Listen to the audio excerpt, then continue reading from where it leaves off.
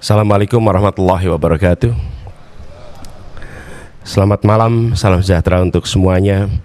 Yang kami hormati Ketua KPK Bapak Nawawi Pomolango dan seluruh pimpinan KPK, Ketua KPU yang saya hormati, Ketua Bawaslu, Ketua DKPP, yang kami hormati Kapolri atau yang mewakili, Jaksa Agung atau yang mewakili, yang kami hormati pasangan calon nomor 02 Bapak Prabowo Subianto, Bapak Gibran Rakabuming Raka, dan pasangan calon nomor urut 3 Bapak Ganjar Pranowo dan Bapak Mahfud MD, dan seluruh pimpinan partai, perwakilan partai pengusung, dan hadirin sekalian. Izinkan kami merespon apa yang tadi disampaikan oleh KPK. Kami melihat persoalan yang sama seperti tadi dipaparkan, bahwa komitmen untuk memberantas korupsi harus mulai dari puncak, dari yang paling atas. Dan kita menyadari Indonesia seperti yang disampaikan didirikan oleh orang-orang yang berintegritas.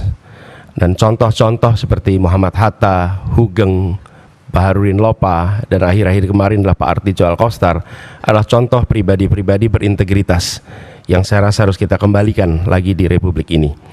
Ini persoalan yang amat serius, yang tidak boleh kita anggap enteng dan sederhana. Tadi disampaikan tentang Corruption Perception Index yang menurun, SPI, IPAK yang tadi ditunjukkan. Kami melihat ada problem yang amat serius di dalam kepercayaan publik terhadap pemberantasan korupsi. Yang itu juga tercermin. Bulan lalu ada survei CSIS terhadap lembaga-lembaga pemerintahan, dan di antara lembaga pemerintahan paling rendah kepercayaan adalah DPR, dan di atas DPR adalah KPK. Justru KPK bukan lembaga yang paling dipercaya, tapi termasuk lembaga yang paling rendah kepercayaannya. Karena itu kami ke depan berkomitmen untuk bisa melaksanakan beberapa hal. Pertama adalah mengembalikan kepercayaan publik, mengembalikan KPK menjadi institusi yang memiliki kekuatan dan memiliki kemampuan untuk menindak seluruh tindakan pelanggaran korupsi. Dan ini dari aspek apa? Satu, undang-undangnya. Kita ingin mengembalikan agar KPK berwibawa lagi secara legal seperti dulu. Dan ini artinya merevisi undang-undang KPK. Kami ingin agar revisi ini akan bisa mengembalikan KPK kepada posisi yang kuat. Yang kedua adalah standar etika yang tinggi di tubuh KPK. Kita ingat era di mana KPK datang di sebuah tempat, tidak mau ikut makan, tidak mau ikut kegiatan-kegiatan yang didanai di luar KPK. Standar yang tinggi itu harus dikembalikan di KPK, sehingga bukan saja undang-undangnya memberikan kekuatan dan kemandirian, tapi juga di dalamnya baik pimpinan maupun seluruh staf bekerja dengan kode etik yang amat tinggi. Yang ketiga adalah rekrutmen. Rekrutmen di KPK kita perbaiki sama-sama seperti tadi disampaikan yang diusulkan oleh Presiden di tingkat pimpinan maupun rekrutmen staf. Bukan sekedar mencari pekerjaan, tapi menjadi tempat untuk memberantas korupsi.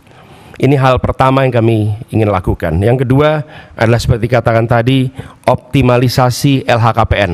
Dan kami setuju, bila tidak itu dilaksanakan maka bisa dilakukan demosi, bahkan reposisi atau sanksi yang lain. Lalu kami melihat perlunya kita menuntaskan undang-undang atau RUU perampasan aset. Koruptor harus dimiskinkan, tidak ada pilihan lain. Ini adalah hukuman yang harus diberikan. Yang berikutnya adalah kami ingin mendorong konsep illicit enrichment dan trading in influence. Sesuai dengan UNCAC yang harapannya nanti akan menjadi arus utama dalam pemberantasan korupsi. Lalu yang tidak kalah penting, kami berencana untuk mendorong pengesahan RUU pendanaan politik. Karena salah satu problem utama adalah justru karena proses politik pelibatan, baik itu kegiatan partai politik, kegiatan kampanye yang tidak memberikan ruang yang cukup untuk pendanaan dari negara dan publik, menjadi salah satu sumber korupsi yang terjadi di Republik ini.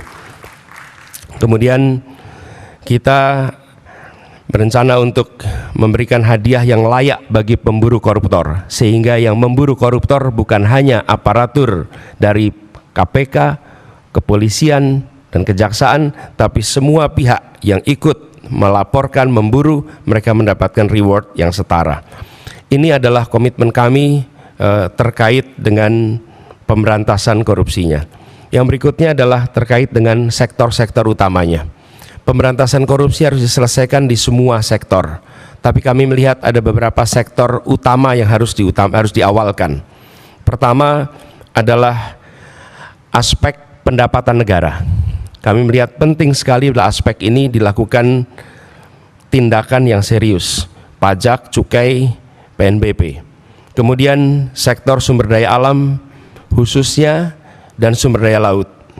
Yang ketiga adalah sektor pangan, karena korupsi di sektor ini berdampak amat besar kepada kesejahteraan seluruh rakyat Indonesia. Yang berikutnya adalah yang ketiga, sektor layanan dasar, pendidikan, kesehatan, infrastruktur. Ini memiliki efek yang amat besar pada kualitas pendidikan, kualitas pelayanan kesehatan, bahkan kualitas perekonomian, karena infrastruktur yang terganggu oleh praktek-praktek korupsi. Berikutnya adalah bisnis ilegal, judi, narkoba, dan lain-lain. Inilah sektor-sektor utama yang dalam hemat kami perlu menjadi perhatian di dalam pemberantasan korupsi. Jadi Bapak Ibu sekalian yang kami hormati, kami berkomitmen bukan sekedar karena saat ini dalam tanggung jawab untuk menjadi calon presiden, calon wakil presiden, dan dimintai komitmennya di KPK. Perlu kami sampaikan bahwa komitmen kami untuk memerangi korupsi sudah dimulai sejak zaman dulu. Zaman mahasiswa aktif untuk memerangi praktek-praktek korupsi di era KKN merajalela.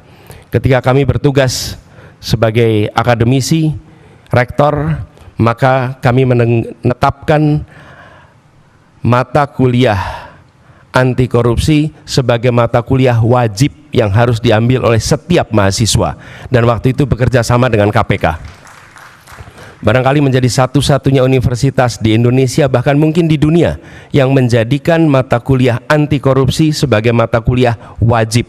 Dan tujuannya seperti disampaikan oleh Pak Nurul Gufron tadi, di aspek pendidikan kita ingin memangkas suplai potensi koruptor, dan bila itu dikerjakan, harapannya dalam jangka panjang kita akan bisa mencegah potensi itu.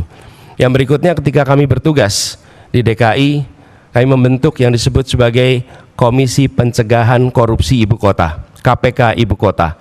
Ini dikerjakan untuk kita mencegah praktek korupsi yang ada di dalam institusi Pemprov DKI Jakarta. Jadi Bapak Ibu sekalian kami hormati, soal ini adalah soal serius, bukan soal untuk main-main, bukan soal untuk guyonan. Ini adalah persoalan korupsi yang amat mendasar harus dibereskan. Dan kami tegaskan bahwa komitmen yang kami sampaikan di sini adalah komitmen kami melanjutkan apa yang sudah kami kerjakan selama ini.